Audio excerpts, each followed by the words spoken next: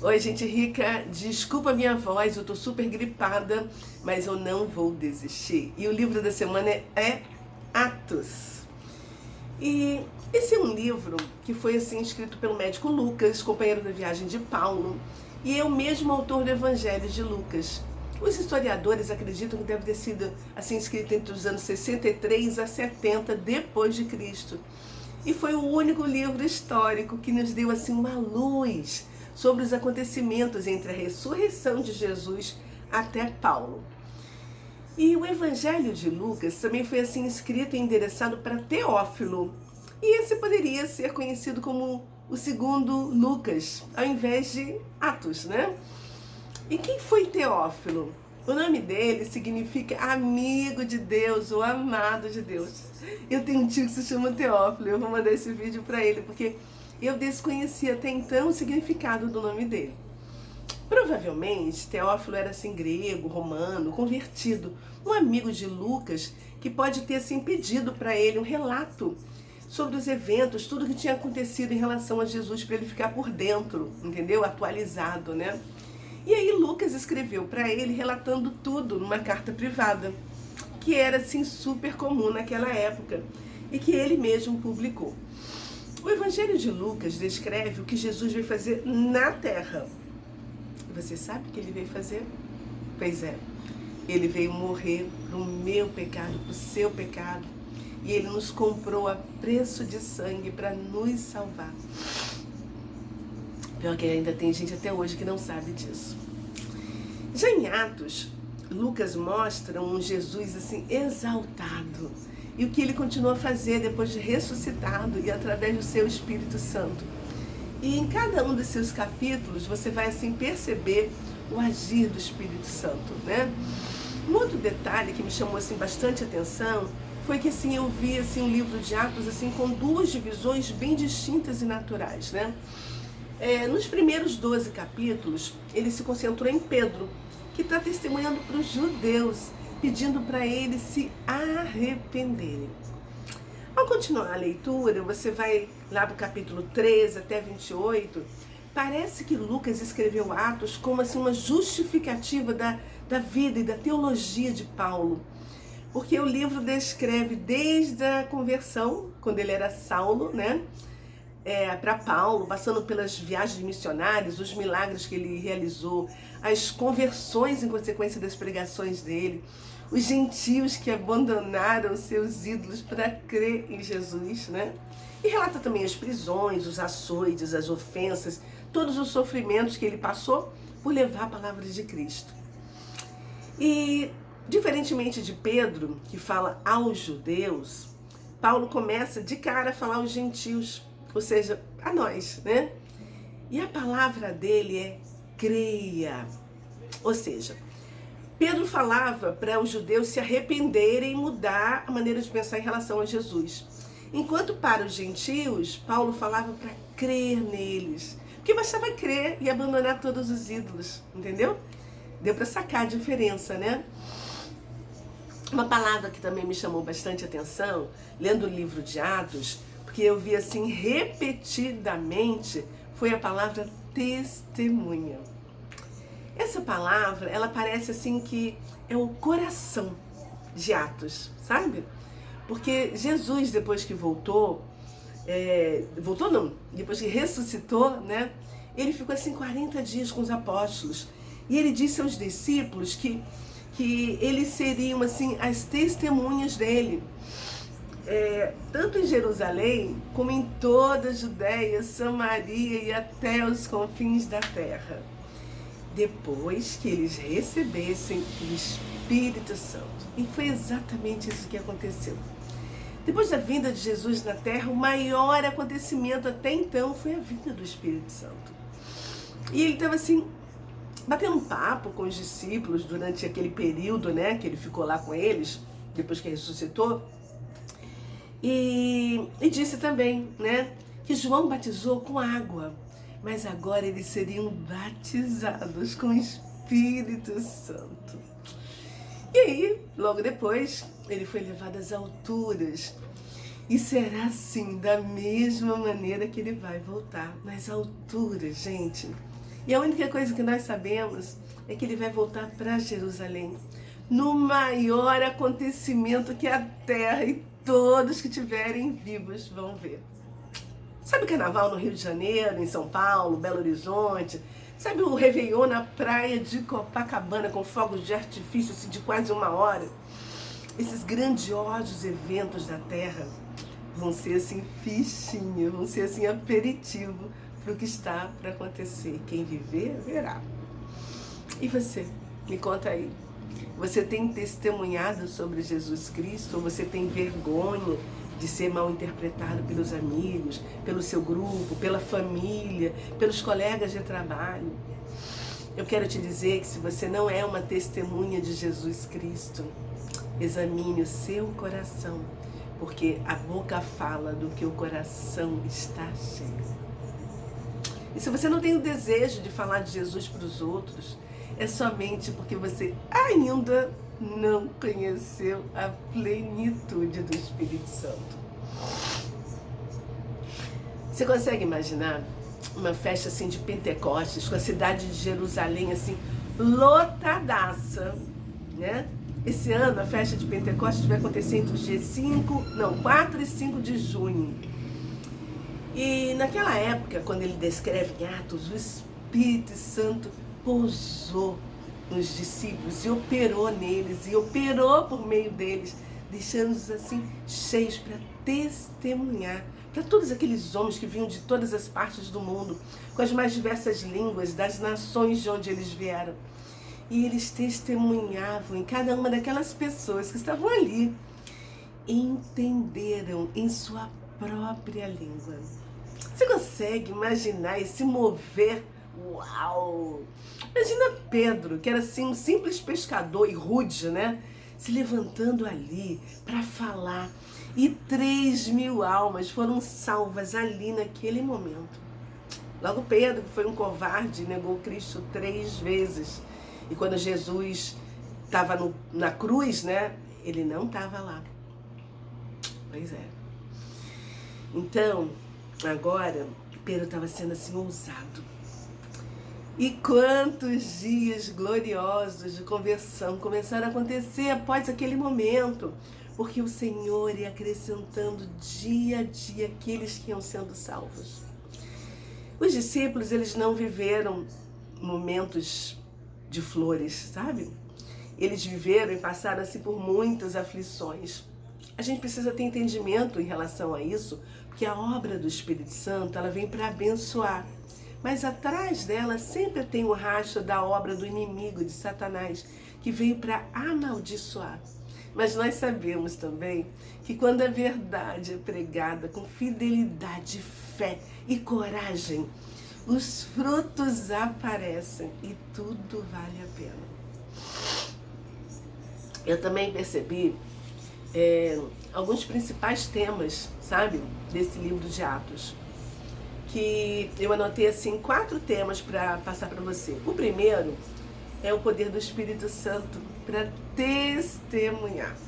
Pedro e João, eles afirmavam: não podemos deixar de falar do que vimos e do que ouvimos. Olha, gente, o livro de Atos é o melhor manual de missões que já foi escrito até hoje. O tema exclusivo desse manual é levar a palavra de salvação de Jesus. E a palavra de Deus através do testemunho de cada um. E essa sim era a única arma, né, que eles tinham. Sabe qual é assim o maior argumento de que Jesus era realmente o Messias? Foram esses homens simples, assim, não negando Jesus e morrendo assim com mortes assim piores do que Jesus morreu na cruz, sabe? E foram assim mortes terríveis desses discípulos, só para dar o testemunho deles, que eles não se achavam dignos de morrer de outra maneira. O segundo diferencial que eu encontrei como segundo tema foi assim a força da comunidade, que acabou assim se unindo contra os poderes do Sinédrio, que era assim a autoridade máxima judaica naquela época, e que assim expulsou os seguidores de Jesus do templo. Uau! outro tema que eu vejo é assim, a reconciliação. Os conflitos também existiam dentro do corpo de Cristo, entendeu? Porque tinham os judeus, tinham os gentios, tinham os samaritanos, e eles buscavam uma reconciliação, né? O quarto tema e último, que eu vi muito, foi a perseguição. Apesar da perseguição, ou graças a ela, é que o Evangelho se espalhou pelo mundo todo e nos alcançou.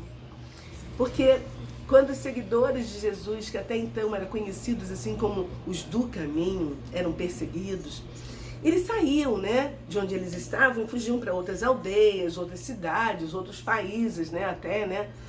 E assim, várias comunidades foram sendo estabelecidas fora de Jerusalém, de Israel, né? E depois de Pentecostes, que Lucas narra assim em detalhes, né?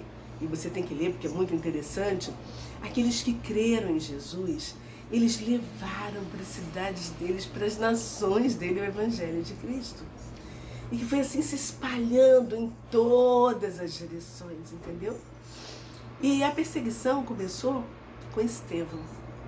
Estevão era assim um rapaz leigo que pregava o Evangelho com tanto amor e vigor e fazia tantos discípulos para Jesus que deixou assim o Sinédrio com muita raiva, entendeu? Dos prodígios e dos grandes sinais que ele estava fazendo diante do povo. A Bíblia não fala muito dele, né? A não ser assim no último dia da vida dele.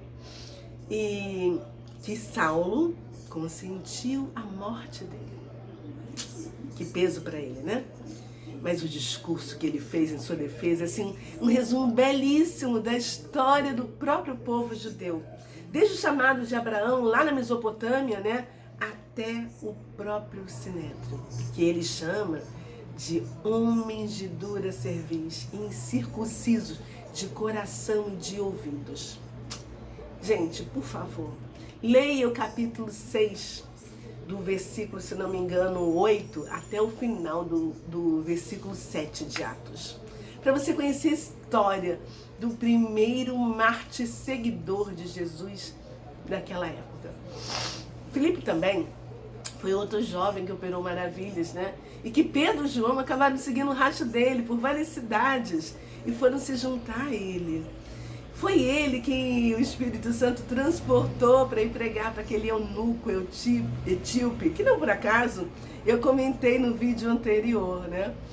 Se você não assistiu, vá lá ver, tá? Incrível, né? Uma coisa vai ligando a outra. A Bíblia, ela fala também sobre Antioquia, que era assim o centro do cristianismo na Síria, né? Fala sobre o norte da África, fala sobre Samaria, antes mesmo da conversão de Paulo, entendeu? E fala também em Damasco, para onde Saulo estava indo para matar vários seguidores de Jesus. Quando aconteceu assim a surreal conversão, quando ele caiu literalmente do cavalo e ficou cego.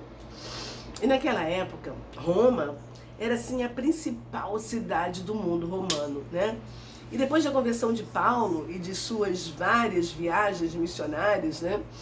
Até lá, em Roma, existia assim, uma grande comunidade de seguidores de Jesus que acabou se espalhando por toda a África e por toda a Europa. Paulo sempre viajava com companheiros de trabalho. E seus parceiros eram Lucas, né, Barnabé e Silas. E você tem uma parceira, um parceiro, para você dividir a sua fé, as suas ideias, os seus estudos, para quando você cair, ele ou ela te levantarem e vice-versa? Pensa nisso. Tem uma passagem que é linda também, nesse livro de Atos, da visão de Pedro, que viu o céu assim aberto e descendo assim um grande lençol com todos os animais que a Bíblia proíbe de comer. E na visão, né, Pedro ouviu assim dizendo para ele: levanta-te, Pedro, mata e come. E ele se negou a comer, porque era uma comida proibida e era imprópria, né? Mas logo a seguir, ele tem assim a revelação daquela visão, quando chegaram assim 2 homens gentios enviados por Cornélio.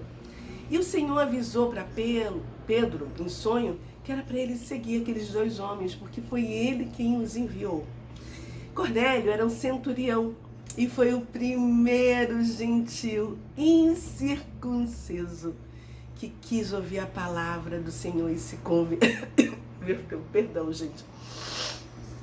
E aí, Pedro entendeu a visão do lençol com os animais imundos, que na verdade era para ele não considerar nenhum outro homem de outra raça que não fosse judeu como um imundo, porque todos, sem exceção, merecem a salvação de Cristo.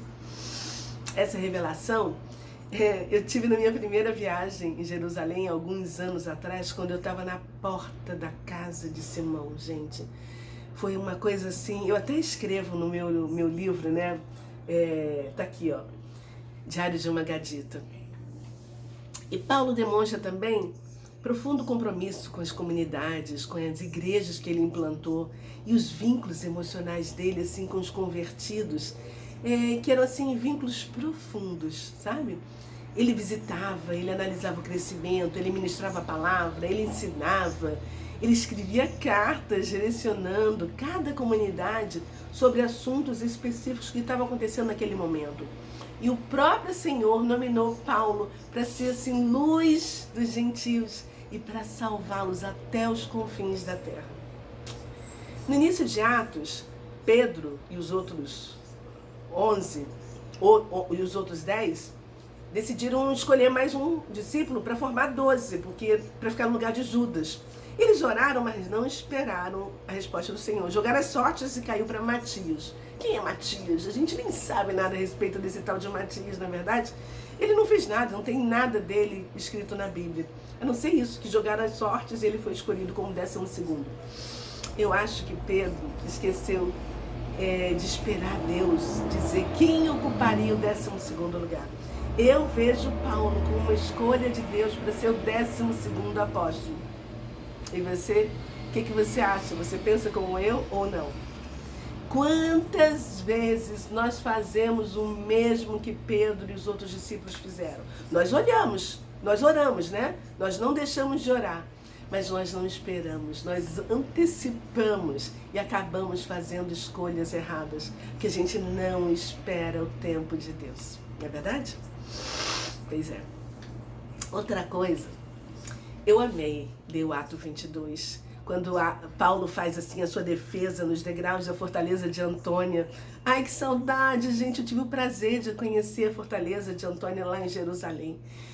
E é também o primeiro passo da Via Crucis, que leva até o Monte Gólgota, onde Jesus foi crucificado. Então Paulo, ali, naqueles degraus, ele fez assim a sua defesa, dizendo que ele recebeu a melhor educação judaica de todos os tempos. O professor dele tinha sido ninguém menos do que Gamaliel, que é assim, um dos maiores mestres do judaísmo. E foi esse mesmo Gamaliel que lá no capítulo 5 salvou Pedro e outros apóstolos que estavam assim sob acusação do Sinédrio de ensinar sobre Jesus. E eles ficaram assim, o Sinédrio ficou muito irado, entendeu? Quando os apóstolos disseram, é preciso obedecer antes a Deus do que aos homens. E eles assim quase foram condenados à morte. Mas Gamaliel, que era fariseu, mestre da lei, super respeitado por todo o povo e membro do Sinédrio, que tinha assim 70 judeus e 71 porque tinha o sumo sacerdote também, né? Eles faziam parte de um conselho civil, que era um tribunal local que decidia tudo na nação de Israel. Só para você ter uma ideia, assim, esse tribunal equivale, mas só difere do nosso STF de hoje, porque lá era composto por cidadãos aristocratas exemplares, porque eram conhecedores da lei, o que difere dos nossos ministros, que ou não são conhecedores da lei, ou fingem não conhecer a nossa Constituição. Vamos voltar para Gamaliel. Ele disse assim, sabiamente aos seus pares, que era melhor deixar os apóstolos partirem, sem fazê-los presos políticos, entendeu? Porque se o propósito deles fosse assim, humano, iria fracassar. Mas se procedesse de Deus, ninguém conseguiria impedi-los. porque estariam, na verdade, lutando contra Deus. Uau! Gamaliel foi um judeu tolerante e sábio, que incentivou a bondade para com os gentios. Muito legal isso, né? Quando a gente estuda a história daquele momento, sabe? A gente, assim, descobre, pelo menos eu descobri, que a blasfêmia era a acusação, assim, mais grave para o judeu. Enquanto que para um romano, a acusação mais grave era apoiar um rei rival acima de César. E aí, falando agora de Paulo, né, dessa outra parte, da segunda parte do livro de Atos. Paulo foi um homem assim que inspirou amor verdadeiro em muitos corações. Porque quando a gente procura aliviar os fardos dos outros, parece que o nosso fardo fica mais leve. E depois, assim, no final, assim, dele se despedir, chorar uma dúzia de vezes por onde ele passava, porque todos sabiam que seria a última viagem dele, depois de várias missões que ele fez, ele partiu de Éfeso para Jerusalém. E a partir dali, ele era visto assim como prisioneiro do Senhor. Ele foi acusado de ensinar os judeus a desprezarem Moisés. Depois ele foi para Cesareia Marítima, onde ficou 2 anos lá preso. Gente, eu tenho fotos incríveis de Cesareia Marítima, eu vou provar, vou colocar no meu TBT qualquer dia. E dali ele foi enviado para a Itália. E teve aquela viagem assim para lá de emocionante, quando o navio naufragou lá perto da costa de Malta, por causa de uma terrível tempestade, né? E aí quando ele chegou em Roma, ele foi preso, né? E ainda conseguiu converter muitos seguidores de Nero. E na prisão ele escreveu assim também muitas das epístolas que estão na Bíblia de hoje, né? Como Filemon, Colossenses, Filipenses, Colossenses. Escreveu também a segunda epístola para Timóteo. E os últimos versículos do capítulo 28 fala que Paulo continuou em Roma, recebendo todos que o procuravam e pregando o reino de Deus. Ele estava na própria casa dele, que ele alugou. E aí? O livro de Atos não conta, mas nós sabemos que, segundo a tradição romana, Paulo foi condenado e decapitado tempos depois. Se você estivesse lendo apenas um livro de Atos e não estivesse lendo na Bíblia, né, com certeza você ia se perguntar: uau, acabou? O que aconteceu? Porque se você observar o livro de Atos, ele não tem um fim como todos os outros. Sabe por quê? Porque ele continua aberto. Porque Cristo vive, ele ressuscitou. E o evangelho dele precisa continuar e avançar e chegar a toda criatura em todos os lugares do mundo. E eu e você podemos continuar a escrever essa história, porque nós ainda estamos vivendo Atos. E o profeta Joel, ele fez uma profecia que valeu tanto para aquela época, Pentecostes, como eu acredito que continua valendo, porque agora é que nós estamos vivendo os últimos dias. O profeta Joel disse: e acontecerá nos últimos dias, diz o Senhor, que derramarei do meu espírito sobre toda a carne. Vossos filhos e vossas filhas profetizarão. Vossos jovens terão visões e sonharão vossos velhos. Uau, que incrível, né? Uau! Quantas profecias na Bíblia que têm acontecido nos últimos anos, gente. Você também deve lembrar que o Espírito que operou na época em que começou Atos é o mesmo Espírito que opera hoje entre nós. E aí, o que você vai fazer com isso? Me conta, escreve aqui embaixo. É isso aí. Eu te agradeço a companhia até aqui. Se você chegou aqui pela primeira vez e entrou no meu canal, seja muito bem-vindo, muito bem-vinda. Eu sou a Cristiane Oliveira e eu te convido a me seguir, apertar o sininho aqui embaixo, clica nesse X aqui, né? Compartilhe esse vídeo com os seus amigos, com o seu grupo de WhatsApp, me ajuda a transbordar, porque eu vou passar o ano todo estudando a Bíblia e vou compartilhar com você, assim, pérolas de sabedoria e pensar o ouro de cada palavra, de cada expressão, de cada versículo, para trazer mais entendimento ao livro semanal. Bom, eu espero que você tenha curtido, deixa o seu like e eu Deixa um beijo no seu coração. Até a próxima. Tchau.